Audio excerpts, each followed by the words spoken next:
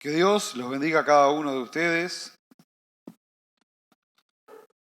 Bueno, el título del mensaje de hoy es para un buen maestro, buenos alumnos. Hay muy buenos maestros y hay que ser también un buen alumno. Y tenemos el mejor maestro que nos enseñó muchas cosas. Y tenemos que ser esos buenos alumnos que aprobamos. Yo les voy a arrancar con una anécdota. Hace unos años atrás, en una farmacia ahí en Juan Lacase, yo instalé un software que hay de control de stock y a su vez de un control de medicamentos para que no se le vaya a entregar un medicamento incorrecto a una persona, hay un programa que hace un comparativo de esos medicamentos. Y me acuerdo allí que en esa farmacia trabajaba una maestra que era mía, que fue mía, una maestra mía, en tercer grado, y ella fue la que me enseñó reglas y algunas cosas de las tablas de matemática, pero pasó el tiempo y lo que ella me había enseñado, yo lo había aprendido, pero después sucedió que yo tenía más conocimientos en la parte informática que ella, y ella me dijo, dice, yo pensar que antes era tu maestra, ahora enséñame vos a mí a manejar ese programa. Y cómo nosotros tenemos que ser buenos alumnos y enseñarle a los demás esta buena noticia que tenemos. Tenemos una noticia buena, una noticia que nos tendría que poner contentos de poder anunciar para que esta noticia llegue a todos. Y yo quiero leer algo aquí en Mateo 13, versículo 18, y después vamos a pasar a otro lado. Pero no siempre hemos tenido suficiente atención y a veces vemos a muchas personas que, como recién el pastor Daniel daba como dato, yo hablé con otra persona también bautizada que va de vez en cuando a la iglesia, no es muy seguida, pero de vez en cuando, y que yo le hice una pregunta porque nos pidió en una semana de estas si no lo llevábamos y lo dejábamos en Montevideo, íbamos con lugar en el camión, entonces lo llevamos. Y le abrí a mí siempre me gusta hacerle una consulta, y digo, íbamos en un camión bastante grande, pero le hice una pregunta. Si chocáramos ahora de frente y nos muriéramos, ¿a dónde vas? Y no sé, tendría que ver cómo estoy con Dios, no sé, pero el clásico, me estoy preparando, todavía no estoy listo. No tener esa esperanza en Dios, que es para siempre, una esperanza eterna que Dios nos da. Entonces, él me hizo, me hizo un recordatorio de una parábola, la cual yo se las quiero traer porque después les quiero mandar este mensaje, de la parábola del hijo pródigo. Entonces dice, no, es como el hijo pródigo, que a veces dice, me voy y vuelvo a la iglesia. Pero le digo, no, pero hay un detalle, porque muchos entienden esa parábola de un hijo que salió a malgastar y volvió, a malgastar los bienes, y volvió, que pródigo significa eso. Mucha cantidad de las personas que he hablado, incluso gente que está anunciando el mensaje y todo, entienden que pródigo es eso. No, no, no. Y eso no tiene nada que ver con pródigo, sino el que trajo aquí la parábola la entendió de que pródigo significa una persona que malgasta los bienes, malgasta lo que Dios le dio, malgasta, no tiene más. Y el pastor una vez trayendo esta misma parábola, trajo un mejor título, que es un padre que tiene 2 hijos. Y yo le pregunté, otra pregunta que también se le haría a cada uno de los que están acá y los que después nos ven por los videos. ¿Cuál de los 2 es usted? Usted es uno de los 2. ¿Se acuerdan que yo hace unos mensajes atrás traje la enseñanza de Jonás? Y vemos a un Jonás que cuando está sin ninguna posibilidad a hacer otra cosa, clama a Dios. Pero cuando tiene la posibilidad de hacer lo que quiere, él quiere hacer lo que se le antoja. ¿Y cuántas veces me voy a incluir, nos hemos estado en esa posición? Que si tenemos la posibilidad, hacemos lo que se nos antoja. No vamos a ver nomás a Jonás y nosotros vamos a decir, no, nosotros somos mucho mejor que Jonás. No, mírese usted, no me conteste, pero usted en el fondo, como dice el himno aquel, en el fondo del alma, usted sabe cuál es la verdad. Y vamos a leer desde aquí, vamos a arrancar en Mateo 13, versículo 18. Dice, oíd pues vosotros la parábola del sembrador. Oíd pues. Acá viene la explicación, ya la había traído, y dice, oíd pues vosotros la parábola del sembrador. Cuando alguno oye la palabra del reino y no la entiende, viene el malo y le arrebata lo que fue sembrado en su corazón. Este es el que fue sembrado junto al camino. Y el que fue sembrado en pedregales, este es el que oye la palabra y al momento la recibe con gozo. ¿Cómo dice? Al momento. Cuando usted ve que usted da la buena noticia y habla con alguien y no la recibe con gozo, hay algún problema. Pero no tiene raíz en sí, sino que es de corta duración, pues al venir la aflicción o la persecución por causa de la palabra, luego tropieza. El que fue sembrado entre espinos, este es el que oye la palabra, pero el afán de este siglo y el engaño de las riquezas ahogan la palabra y se hace infructuosa. Mas el que fue sembrado en buena tierra, este es el que oye y entiende la palabra, da fruto y produce a 100, a 60 y a 30 por uno. Y ahora me gustaría que pasen a Lucas 15 y siempre tenemos algo más para poder extraer de cada parábola. Y a mí me gustó, estaba ayer estudiando y estudiamos que estuve viendo que hay 46 parábolas que trae Jesús en 3 años. Son 46 en 3 años. Pero mire, yo antes de leer aquí, quiero que ustedes escuchen lo que yo le voy a leer, que está en 2 de Timoteo 4, cómo el apóstol de Pablo hace una conclusión. Y vamos a ir ahí enseguida donde yo les pedí que estuvieran en Lucas.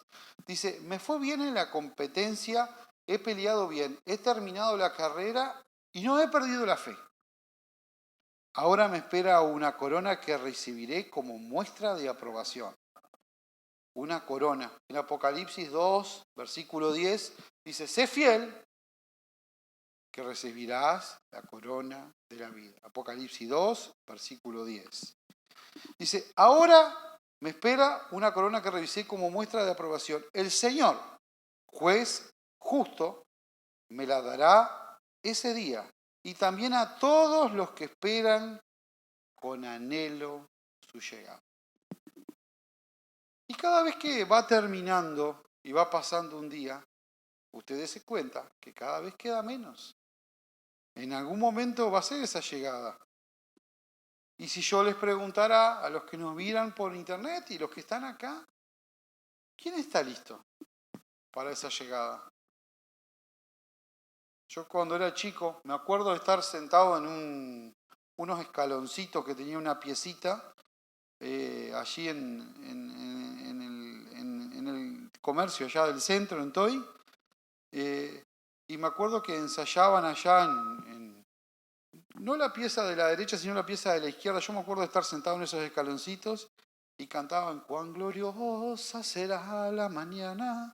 ¿Y cuándo a usted le parece que va a ser gloriosa? No sabemos si es de mañana o de tarde, la canción relataba esa historia, pero ¿están preparados? ¿Están listos? ¿Están listos? Que si mañana mucha gente con esto del COVID está tan afligida y como cuando me dicen eso, yo tengo una esperanza eterna. Siempre les digo, no sé si mañana me puede llegar a tocar y bueno, y en unos días no voy a estar grabando más videos, pero sabemos una cosa, que tengo una esperanza eterna que Dios nos ha regalado. Dice, yo les doy vida eterna. Como le hablé a esta persona, digo, Él es el que quita el pecado del mundo. ¿Y saben lo que le hice como ejemplo? No me podés alcanzar, bueno, ni me alcanza nada. Yo acá tengo un teléfono celular donde yo leo parte de la lectura y ese es el que quita. Supongamos que acá tenemos el teléfono y lo quita. Él es el que quita. No es el que quita y pone de vuelta. Es el que quita el pecado del mundo. Y lo tenemos que entender de esa manera. Y aquí vamos a desarrollar algo, vamos a leerlo y vamos a ver una luz, otra un poquito más, aunque ya la hemos estudiado cantidad de veces. Lucas 15, versículo 11, dice, también dijo, un hombre tenía 2 hijos.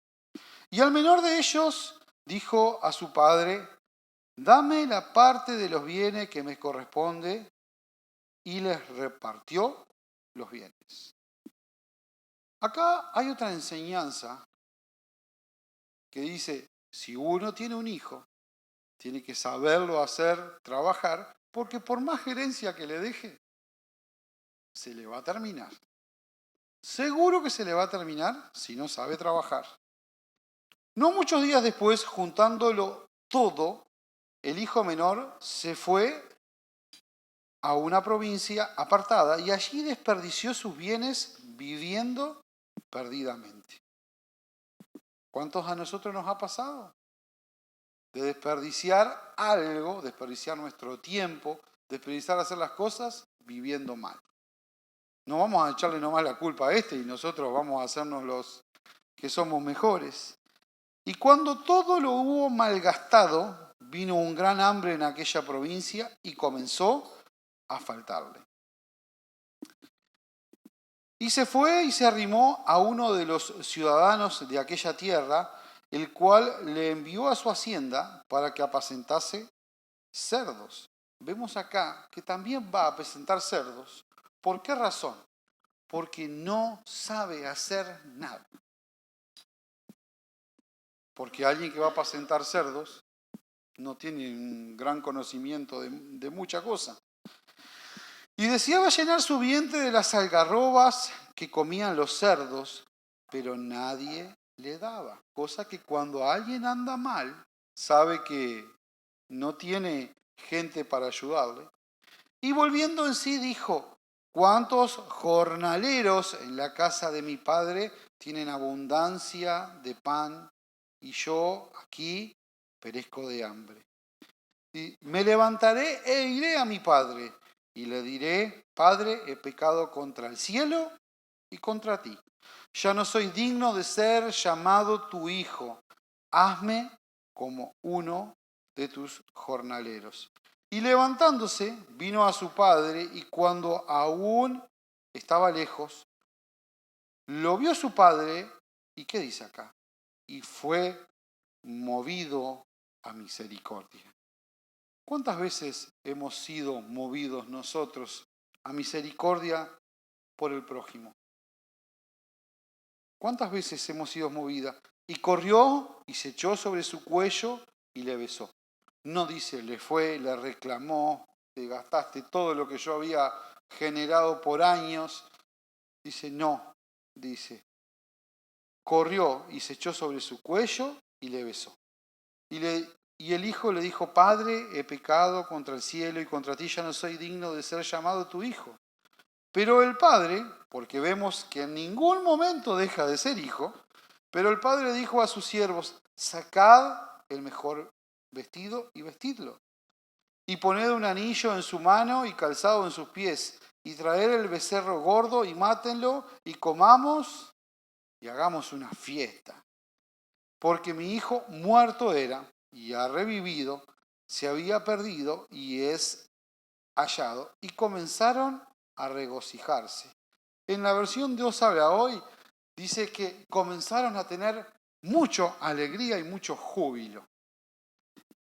Y su hijo mayor estaba en el campo y cuando vino, llegó cerca de la casa, oyó la música y las danzas y llamando a uno de sus criados le preguntó, ¿qué era aquello? Y le dijo, tu hermano ha venido y tu padre ha hecho matar el becerro gordo por haberle recibido bueno y sano. Entonces, ustedes miren cuántas veces, como yo le he dicho, el pastor dice, hay gente que tiene tranco de iglesia. Y yo un día, mirando unos videos viejos y viendo unas personas que la conocía dentro y fuera de la iglesia, dije, hay gente que pone cara de iglesia. Que pone la cara de iglesia como que esa cara triste de iglesia que llegan ahí caminando despacito y después afuera totalmente distinto. Dice, entonces se enojó, el hijo se enojó y no quería entrar.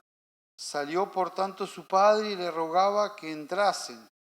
Mas él respondió, dijo al padre, he aquí, tantos años te sirvo, no habiéndote desobedecido jamás. ¿Ustedes se acuerdan allí de la parábola del buen samaritano? Yo ayer hacía una reflexión sobre eso y después, cuando me acosté, la pensaba cómo hubiera sido. ¿Sí? No sé por qué me hace que en un camino de tierra o un camino con esa tierra colorada, al haber visto a aquel hombre y allí pasaron, mirándolo, los samaritanos lo miraban, pero dice que después allí pasó un hombre y fue movido a misericordia. Fue movido a misericordia. Y no teniendo mucho dinero, ese samaritano que fue movido a misericordia, fue allí a un hotel, vamos a hablarlo en términos actuales, fue a un hotel y dejó un adelanto y dice cuando vuelva, porque si dice cuando vuelva es porque en algún momento ya había ido a ese hotel a quedarse. Dice que al mesón fue y cuando vuelva yo te pagaré los gastos extra que te hayan surgido por haberlo cuidado. Y acá dice, mas respondiendo dijo al padre, he aquí tantos años te he servido, no habiéndote desobedecido jamás, haciéndole ver todo como allí aquellos hombres que pasaban y miraban de lejos, y nunca me has dado ni un cabrito para gozarme con mis amigos. Pero cuando vino este tu hijo, haciéndole un reclamo al padre, cuando vino este tu hijo, que ha consumido tus bienes con rameras, has hecho matar el becerro gordo.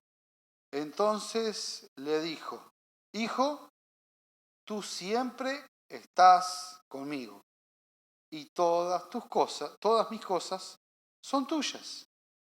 Mas era necesario hacer fiesta y regocijarnos porque tu hermano era muerto y ha revivido, se había perdido y es hallado. Hacer fiesta.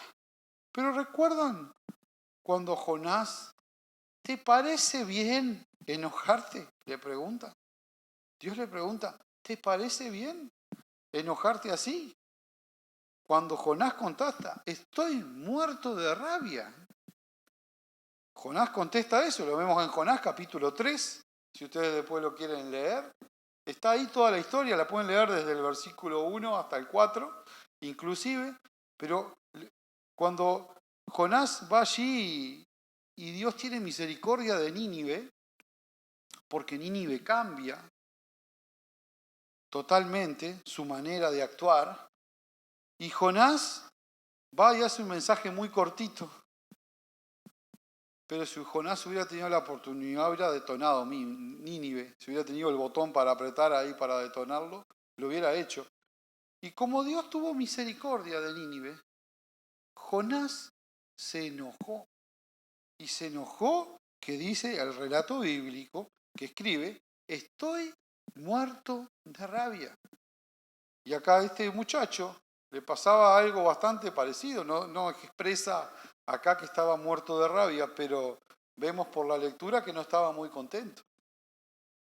No estaba muy contento, pero vemos a un padre amoroso.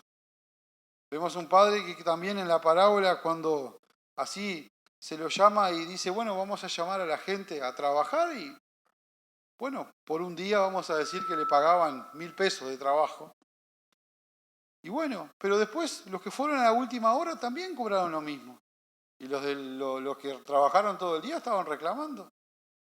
No, pero ¿cómo les pagas lo mismo a estos que trabajaban 1 hora? Y acá vemos a un padre amoroso de vuelta, donde hace toda una explicación que le pregunta como a Jonás, ¿te parece bien enojarte así? ¿Cuántas veces nos tiene que hablar a nosotros y nos tiene que preguntar la misma pregunta? ¿Te parece bien enojarte así? Yo miraba hace un tiempo una historia de un pastor allí de Inglaterra, el pastor George Mueller. Me acuerdo que al final de esa historia, el señor a los 92 años, estaba ahí en su cama, ya muriéndose, acompañado de su familia, la gente de la iglesia. Y ahí termina con una frase muy, muy importante. Me acuerdo que ese pastor estaba ya casi que no podía respirar a los 92 años y le decían, tranquilo, tranquilo, no hable. Dice, hasta el último minuto de mi vida le voy a estar agradecido a Dios.